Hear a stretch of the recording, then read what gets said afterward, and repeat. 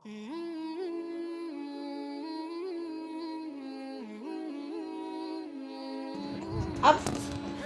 اس میں جلالہ کے اندر جو طاقت ہے، جو حکمت ہے، جو پاور ہے، اس ایک لفظ اللہ کی محبت، تدبیر، علم، وزڈم، ہر چیز اس میں آ جاتی ہے، ہر چیز اس میں آ جاتی ہے. ٹھیک ہے، ہم جب جو اللہ کا اس میں ذات ہے، اس میں ساری بیوٹیز ہیں، ساری خوبیاں ہیں، کیونکہ ہم بہت ضرورت مند ہے. اللہ تعالیٰ انسان، ہم اللہ کے سارے ناموں کی اہمیت اور ان کی ڈیپتھ کو جانتے بھی نہیں نا. ٹھیک ہے، تو اس میں ذات میں ساری طاقتیں، ساری طاقتیں. ٹھیک ہے، اب آگے ہم دیکھتے ہیں کہ اللہ کا نام، اس میں تھوڑی سی ایک بات میں تھوڑی سی اور ایڈ کرنا چاہوں گی کہ عربی جو گرامر ہے، اس کے اندر کیا سلسلہ ہوتا ہے. مثلا ہم اردو میں بات کرتے ہیں تو ہم کہتے ہیں میں اس چابی سے کار کو سٹارٹ کرتی ہوں. ٹھیک ہے، اور میں کار سٹارٹ کرتی ہوں اس چابی سے. ہمارے اردو اور انگلش میں اس سے کوئی فرق نہیں پڑتا. اگر ہم یہ کہیں کہ میں اس چابی سے کار سٹارٹ کرتی ہوں یا میں کار سٹارٹ کرتی ہوں اس چابی سے، اس میں ہماری اردو اور انگلش میں اتنی اس کی شدت میں کوئی فرق نہیں آتا. لیکن عربک میں جب ہم کسی ورڈ کو، کسی جملے کو تقدیم میں لے آتے ہیں یا تاخیر میں لے آتے ہیں تو اس کی اہمیت کو فرق پڑتا ہے. ٹھیک ہے، اب ہم جب بسم اللہ کہتے ہیں تو ہر کام کو شروع کرنے سے پہلے بسم اللہ پڑھنے کا مطلب یہ ہے کہ ہم نے بسم اللہ جو کہہ دیا، بسم اللہ جو پڑھ لیا، تو ہمارا کام کا آغاز اس کے بغیر ممکن نہیں تھا. ہم نے اپنا اخلاص اس کام کو شروع کرنے سے پہلے یہ ظاہر کیا کہ یا اللہ محتاجی ہے. اس میں اخلاص کیا آ رہا ہے؟ محتاجی ہے، ہم سے نہیں ہوتا. بسم اللہ. اچھا، بسم اللہ کو اگر آپ ٹرانسلیشن دیکھیں، یہ ہمارے اردو والے تو اس کو ٹرانسلیٹ کرتے ہیں نا کہ بسم اللہ الرحمن الرحیم، میں شروع کرتی ہوں اللہ کے نام سے. ٹھیک ہے، جبکہ اس کا ایکچوئل میننگ جو ہم ورڈ ٹو ورڈ ٹرانسلیشن جب کرتے ہیں تو اس کا میننگ ہوتا ہے شروع اللہ کے یا اللہ کے نام کے ساتھ. اب یہ کوئی پورا کلمہ نہیں ہے.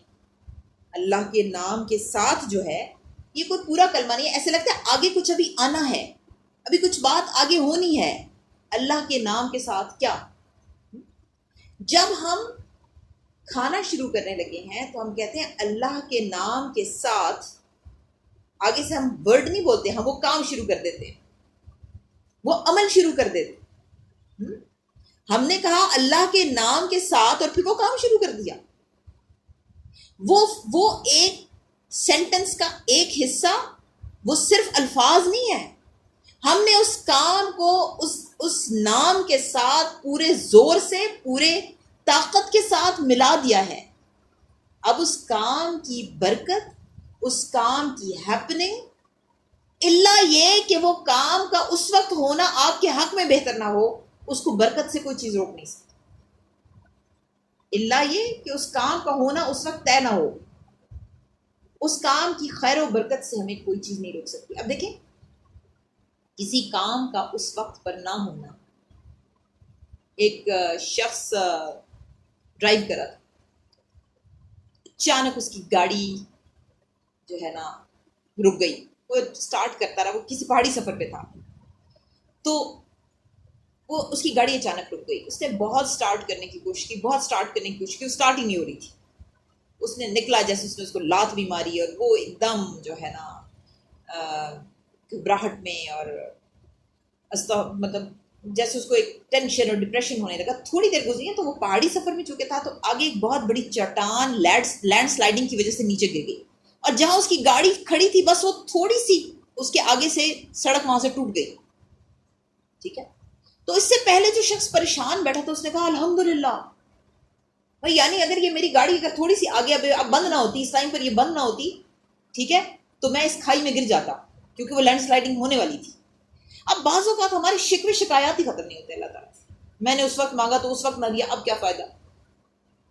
دیکھیں، اللہ تعالیٰ کو ہماری زندگی میں آنے والے، ہم تو کہتے ہیں نا تا حد نظر، ہماری نظر کی بے حد ہے، ہماری زندگی میں آنے والی ہر چیز اللہ کو معلوم ہے کہ یہاں پر اگر یہ ہو جائے تو یہ ہوگا، یہ ہو جائے۔ بعض اوقات ہم کہہ رہے ہوتے ہیں میں نے بسم اللہ بھی پڑھی تو پھر بھی نہ ہوا۔ بات یہ ہے اتنے پاورفل نام کو آپ کسی کام کے ساتھ اٹیچ کریں اور وہ نہیں ہو رہا تو اس کا مطلب ہے اب اس وقت آپ کی بچت اسی میں ہے کہ وہ نہ ہو۔ یہ ان سین فائدہ ہے، ان سین فائدہ۔ اس وقت پر اس کام کا ہونا، بسم اللہ پڑھنے کے بعد اس کام کا ہونا بھی فائدہ مند ہے، اور اگر وہ کام نہیں ہو رہا تو بسم اللہ کی طاقت آپ کو نقصان سے بچانا چاہتی ہے، آپ کو برکت دینا چاہتی ہے، اس لیے اس وقت اس کا نہ ہونا ہی بہتر ہے۔ لیکن یہ بات نہیں ہے کہ بسم اللہ پڑھ کے اگر آپ سے روٹی نہیں بنائی جا رہی تو آپ گھر والوں کو کھانا ہی نہ دیں، یہ بات نہیں ہے۔ مطلب کہنے کا یہ ہے کہ دوبارہ کوشش کی جا سکتی ہے، یا مایوس نہیں ہونا ہوتا، بالکل مایوس نہیں ہونا ہوتا اللہ کی بات سے۔ اچھا، آگے لفظ آ جاتا ہے اس میں ذات اللہ۔ اللہ جو ہے، ابھی ہم تھوڑا سا اس کی جو ہے اس نام کی اس میں کریں گے، لیکن ابھی میں آپ کو آگے بتانا چاہتی ہوں کہ اللہ کا نام جو ہے اس میں ذات یعنی اس میں جلالہ، اس کے اوپر مختلف یعنی کہ آراء ہیں کہ یہ الہ سے آیا ہے۔ اللہ کا نام ایک الگ سے ایک لفظ ہے، جیسے کچھ لفظ ہمارے مختلف الفاظ سے بنتے ہیں۔ مثال کے طور پہ ہم کہتے ہیں عوام، عوام ایک عام سے آیا ہے، عام، تو عام شخص جو ہوتی ہیں، بہت سارے عام شخص مل کر عوام بن جاتے ہیں۔ تو جو اللہ ہے یا الہ ہے، الہ کا ورڈ کسی بھی ورڈ سے نہیں آیا، یہ ذات، یعنی یہ لفظ غیر مشتق ہے، یعنی یہ کسی ورڈ سے نہیں نکلا، ٹھیک ہے۔ اچھا، اب یہ ہے کہ جب ہم اردو میں کہتے ہیں کہ اللہ کے سوا، اب الہ کا ورڈ آپ دیکھیں کہ یہاں جہاں عقل گم ہو جائے، اب اللہ کے ورڈ کو آپ تھوڑا سا دیکھیں کہ لفظ الہ سے ہے، الہ، معبود، المعبود، یہ تمام الفاظ عربی زبان میں محبت کے لیے آتے ہیں۔ یعنی یہ میں ایک الہ کا ایک سائڈ سے آپ کو ایک پہلو سے بتا رہی ہوں کہ یہ تمام الفاظ الہ، معبود، المعبود، یہ تمام کے تمام عربی لغت میں یہ لفظ محبت کے لیے آئے، اشد الحب کے لیے آئے۔ محبت کی جو عربک لغت میں 10 سٹیجز ہیں نا، اس میں حب سے بات سٹارٹ ہوتی ہے، حب سے بات سٹارٹ ہوتی ہے۔ اچھا، جو محبت کا 10th درجہ ہے، 10th، ٹھیک ہے، 10th درجہ وہ ہے جس میں انسان جان سے چلا جائے، یعنی ڈینجرس ہے، انہیلدی ہے۔ 9واں درجہ ولا ہے، ولا، ٹھیک ہے، اور الہ یہیں سے آیا ہے۔ ولا کیا ہے؟ ولا والہانہ محبت کو کہتے ہیں، وہ سٹیج جس میں انسان کو تکلیف محسوس نہ ہو، اسے بھوک نہ لگے، وہ اداس نہ ہو۔ یہ محبت انسان کو اتنا بھر دے، اتنا سیلف سفیشینٹ کر دے کہ وہ اسے نہ بھوک رہے، کوئی نو روم لیفٹ، کوئی جگہ ہی باقی نہ رہے اندر سوائے اللہ کے، کچھ باقی نہ رہے۔ تجھ سے ملنے کے بعد کچھ نہ ملے، آدمی تجھ سے مل کے مر جائے، بھر جائے اس کا دل، اس کا اندر سے اس کے دل میں کوئی حاجت ہی باقی نہ رہے، کوئی منفی جذبہ ہی باقی نہ رہے۔ اور